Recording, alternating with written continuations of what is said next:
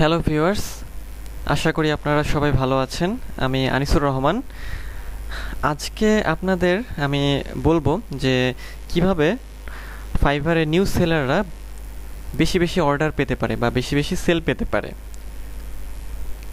তো ভিউয়ার্স, যদি আপনি আমার চ্যানেলে নতুন হয়ে থাকেন তাহলে আমার চ্যানেলটি সাবস্ক্রাইব করতে ভুলবেন না। আমি ফাইভার রিলেটেড এবং সোশ্যাল মিডিয়া রিলেটেড নতুন নতুন ভিডিও আপলোড দিয়ে থাকি। আর অবশ্যই লাইক কমেন্ট শেয়ার করে অবশ্যই পাশে থাকবেন। তো চলুন এখন আমরা মূল আলোচনায় চলে যাই। তো ফাইভারে নতুন সেলারদের সেল পাওয়ার জন্য আসলে কি করা উচিত বা কি করতে হবে, এটা গুরুত্বপূর্ণ একটা বিষয়। তো ফাইভারের ক্ষেত্রে যেটা হয় যে আমরা যারা ফাইভারে কাজ করতে আসি, যারা নতুন থাকি, তাদের ক্ষেত্রে যে সমস্যাটা হয় সেটা হচ্ছে যে আমরা ফাইভারে অ্যাকাউন্ট খুলি। অ্যাকাউন্ট খোলার পর দেখা যায় যে আমরা শুধু অ্যাকাউন্ট খুলেই আশা করে বসে থাকি যে আমরা কাজ পাবো। তারপর বেশ অনেক দিন হয়ে যায়, আমরা কাজ পাই না। পরে হয়তো বলি যে ফ্রিল্যান্সিং আমাদের হচ্ছে না বা ফ্রিল্যান্সিং ভালো না ইত্যাদি ইত্যাদি বলে কাজ ছেড়ে দেয়। কিন্তু আমাদের কাজ পাওয়ার জন্য মানে কিছু প্রসেস অবলম্বন করতে হবে, কিছু নিয়ম যদি আমরা ফলো করি, তো সেক্ষেত্রে আমরা যারা নিউ সেলার আছি তাদের কাজ পাওয়াটা অনেক সুবিধা হয় বা কাজ পাওয়া যায়। তো সেটা হচ্ছে যে কিছু প্রসেস। আর আরেকটা গুরুত্বপূর্ণ বিষয় যেটা, যে ফ্রিল্যান্সিং আসলে ধৈর্যের একটা বিষয়। তো আমরা যারা ফ্রিল্যান্সিং করি আমাদের আসলে অবশ্যই ধৈর্য নিয়ে থাকতে হয়। এই ধৈর্যটা আমাদের ধরে রাখাটা খুবই জরুরি। আপনি যদি ধৈর্য রাখতে পারেন তাহলে আপনি ফ্রিল্যান্সিংয়ে খুব ভালো করতে পারবেন। কারণ ধরেন যে একটা চারা গাছ কি মানে একদিনে বড় হয়? বড় হয় না। একটা চারা গাছ বড় হতে আপনার অনেক দিন সময় লাগে, তাই না? তো ফ্রিল্যান্সিংটা হচ্ছে এরকম যে আপনি শুরু করলেন আর কাজ পেয়ে গেলেন এবং একেবারে টপ রেটেড সেলার হয়ে গেলেন। বিষয়টা আসলে এরকম হবে না। বিষয়টা হচ্ছে আপনাকে মানে আস্তে আস্তে এগোতে হবে, মানে অর্গানিক্যালি আস্তে আস্তে ধাপে ধাপে আপনি এগোবেন। আপনি নিউ সেলার হবেন, নিউ সেলার থেকে হচ্ছে লেভেল 1 সেলার হবেন, লেভেল 1 থেকে লেভেল 2 সেলার হবেন, তারপর টপ রেটেড সেলার হবেন। এইভাবে হবেন। আপনি একবারেই তো উপরে যেতে পারবেন না। তো যাই হোক, যে বিষয়ে বলছিলাম, তো নিউ সেলারদের ক্ষেত্রে যে সমস্যাটা হয় যে আমরা হয়তো দেখা যায় যে অ্যাকাউন্ট খুলে আশা করে বসে থাকি যে কাজ পাবো, কিন্তু কাজ পাই না, আমরা হতাশ হয়ে পড়ি। আর আরেকটা বিষয় যেটা, যে আমাদের হয়তো আমরা অনেক জায়গা থেকে শুনে থাকি যে ফ্রিল্যান্সিং খুবই সোজা, ফাইভারে অ্যাকাউন্ট করলেই নাকি কাজ পাওয়া যায়। তো সেক্ষেত্রে আমরা কী করি, আমরা খুশি হয়ে অ্যাকাউন্ট খুলে ফেলি। অ্যাকাউন্ট খুলে ফেলার পরে গিগ দিয়ে বসি। গিগ দেওয়ার পরে যখন আমরা কাজ পাই না, তখন আমাদের মধ্যে হতাশা কাজ করে যে কি অ্যাকাউন্ট খুলে ফেললাম, এখন কাজ পাচ্ছি না, এটা কি হলো? ফ্রিল্যান্সিংই তাহলে ভালো না, ভালো না, এই দিয়ে আসলে আমি কি করব, তাই না? এরকম একটা চিন্তা ভাবনা আমাদের মাঝে চলে আসে। কিন্তু বিষয়টা হচ্ছে যে ধৈর্য রাখতে হবে। মানে যেমনটা বললাম যে একটা চারা গাছ কিন্তু মানে একদিনেই হচ্ছে আপনার বেড়ে ওঠে না বা বড় হয় না। চারা গাছ থেকে মানে একটা গাছ থেকে একদিনে কিন্তু ফল পাওয়া যায় না। সেটা পেতে কিন্তু সময় লাগে। তো এই জন্য আমাদের একটু ধৈর্য ধরতে হবে। তো এখন নিউ সেলারদের ক্ষেত্রে যদি মানে কাজ পাওয়ার ক্ষেত্রে যে কিছু নিয়মের কথা বললাম, তো সেই নিয়মগুলো আসলে কি হবে, তাই না?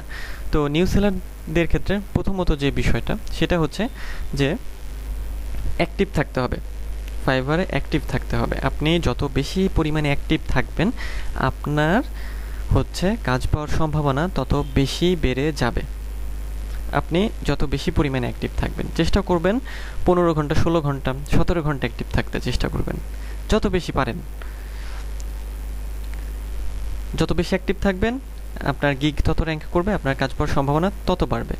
আর ফাইভারে কীভাবে সবসময় অ্যাক্টিভ থাকবেন এটা নিয়ে একটা ভিডিও আমার চ্যানেলে রয়েছে, চাইলে সেই ভিডিওটি দেখে আসতে পারেন। তাহলে কি করবেন, যে প্রথমত অ্যাক্টিভ থাকতে হবে, সব সময় অ্যাক্টিভ থাকতে হবে, সব সময়। এই জন্য আপনি ফাইভার মোবাইল অ্যাপ ইউজ করতে পারেন, কম্পিউটারে নিজে বসে রিফ্রেশ দিতে পারেন বা কম্পিউটারে তা চেক করতে পারেন। হ্যাঁ, মানে ফাইভারকে অন রাখতে পারেন, অটো রিফ্রেশার ইউজ করতে পারেন ফাইভারে, মানে কম্পিউটারে বা মোবাইলে। কিন্তু আমি নিজে সাজেস্ট করি না অটো রিফ্রেশারটা, কারণ এটা ক্ষেত্রে অনেক সময় অ্যাকাউন্টে ঝামেলা হতে পারে। রোবোটিক সিস্টেম এটা ধরে আর কি ব্যান করে দিতে পারে। তো সেজন্য আমি বলবো যে আপনারা ম্যানুয়ালি করার চেষ্টা করেন। তো প্রথম যে বিষয়টা, আপনি অ্যাক্টিভ থাকবেন। তো অ্যাক্টিভ থাকলে আসলে আপনার অর্ডার পাওয়ার সম্ভাবনা কীভাবে বেড়ে যায় সেটা একটু ব্যাখ্যা করি। যে ফাইভারের অ্যালগোরিদমটা আসলে এরকম যে ও আসলে বা ফাইবার আসলে ট্র্যাক করে যে কোন অ্যাকাউন্টগুলো বা কোন গিগগুলো হচ্ছে মানে অ্যাক্টিভ আছে। তো কোন গিগ এবং কোন অ্যাকাউন্ট অ্যাক্টিভ আছে এইটা সে ট্র্যাক করে কি যে অন গিগগুলোকে মানে অন অ্যাক্টিভ অ্যাকাউন্টের গিগগুলোকে সে হচ্ছে সার্চ রেজাল্টে শো করে। এই জন্য কী হয়, আপনি যদি অফ থাকেন আপনার গিগ কিন্তু সার্চ রেজাল্টে শো করবে না। যখন কোনো বায়ার এসে সার্চ দিচ্ছে তখন তার সেই সার্চে কিন্তু আপনার গিগ আসবে না যদি আপনি অফ থাকেন। এই জন্য কী করতে হবে, প্রথমে আপনাকে কিন্তু অন থাকতে হবে। মানে আপনি যদি অন থাকেন, আপনি অন থাকা মানে হচ্ছে ফাইভারের কাছে একটা মেসেজ যাচ্ছে, মানে ফাইভারের অ্যালগোরিদমের কাছে একটা মেসেজ যাচ্ছে যে এই অ্যাকাউন্টটা এখন অন আছে, এই অ্যাকাউন্টের এই গিগগুলো অন আছে। তো যদি কোনো বায়ার সেই আপনার কিওয়ার্ড লিখে বা আপনার সার্ভিস লিখে সার্চ করে, তো তখন আপনার গিগ কিন্তু তাদের সামনে যাবে। তখন কি হবে, তখন আপনার কাজ পাওয়ার সম্ভাবনা বেড়ে যাবে। সো এই জন্য আমাদের কি করতে হবে, আমাদের ফাইবারে সব সময় অন থাকতে হবে। সব সময় আপনি যত বেশি পারেন অন থাকার চেষ্টা করবেন। আপনি যত বেশি অন থাকবেন আপনার গিগ তত বেশি র্যাঙ্ক করবে, আপনার কাজ পাওয়ার সম্ভাবনাও তত বেশি বেড়ে যাবে। এই জন্য অন থাকবেন, সব সময় অন থাকবেন। আচ্ছা, দ্বিতীয় বিষয় কি, দ্বিতীয় বিষয়টা হচ্ছে যে আমাদের গিগটা, আমরা যে গিগটি দিচ্ছি, আমরা অ্যাকাউন্ট খোলার পর নিউ সেলাররা তো গিগ দেই, তো গিগটা যে আমাদের র্যাঙ্ক করাতে হবে। তো র্যাঙ্ক কিভাবে করাবো, র্যাঙ্ক করানোর জন্য আমার হচ্ছে মানে কিভাবে গিগ র্যাঙ্ক করাবেন এটার বিষয়ে আমার হচ্ছে চ্যানেলে ভিডিও আছে, আপনি চাইলে সেটা দেখে আসতে পারেন। আমি এখানে সংক্ষেপে একটু বলছি যে গিগ র্যাঙ্ক করা মানে হচ্ছে গিগটা ফার্স্ট পেজে থাকা। ফার্স্ট পেজে থাকা, আরও ছোট করে বলতে পারেন যে অ্যাবভ দ্য ফোল্ড থাকা। মানে অ্যাবভ দ্য ফোল্ড বলতে যে এই যে আমরা যখন কোনো মানে ওয়েবসাইটে যাই তখন উপরে যে মানে প্রথম দর্শনেই যতটুকু চোখে পড়ে যে এইটুকু হচ্ছে অ্যাবভ দ্য ফোল্ড, হ্যাঁ, অথবা এইটুকু ধরতে পারেন অ্যাবভ দ্য ফোল্ড। আচ্ছা, তো গিগ র্যাঙ্ক মানে আমাদের গিগটা প্রথম পেজে থাকবে, আর যদি অ্যাবভ দ্য ফোল্ডে থাকে তাহলে তো আরও ভালো। আচ্ছা, তো তাহলে গিগ র্যাঙ্ক মানে হচ্ছে যে গিগটা আমাদের প্রথম পেজে থাকবে। তো গিগ র্যাঙ্ক করার জন্য কি করতে হবে, আমাদের গিগ র্যাঙ্ক করার জন্য আমাদের গিগ রিসার্চ করে গিগ তৈরি করতে হবে। এই রিসার্চে আমরা কি করি, টাইটেল রিসার্চ করি, ট্যাগ রিসার্চ করি, মানে gig title, gig tag, gig description, gig pricing এবং গিগ এফএকিউ। আমার চ্যানেলে গিগ রিসার্চের ভিডিও আছে, চাইলে আপনারা সেই ভিডিওগুলো দেখে আসতে পারেন। তো যেই জায়গায় ছিলাম বা যে পয়েন্টে ছিলাম, যে গিগগুলো হচ্ছে আমাদের দিতে হবে এমনভাবে যাতে সেটা র্যাঙ্ক করে। তাহলে এটা হলো 2 নাম্বার পয়েন্ট, যে চেষ্টা করবেন যে গিগগুলো রিসার্চ করে অনেক সময় নিয়ে একটু ভেবে চিন্তে সুন্দরভাবে দিতে। তাহলে হবে কি যে আপনাদের গিগগুলো র্যাঙ্ক করে যাবে, তার সাথে আপনি যদি অ্যাক্টিভ থাকেন। এবং সে সাথে আরও একটা বিষয় বলছি, সেটা হচ্ছে যে আপনি হচ্ছে বায়ার রিকোয়েস্ট পাঠাবেন। ফাইবারে আমরা প্রত্যেকদিন বায়ার রিকোয়েস্ট পাঠাতে পারি 10টা করে।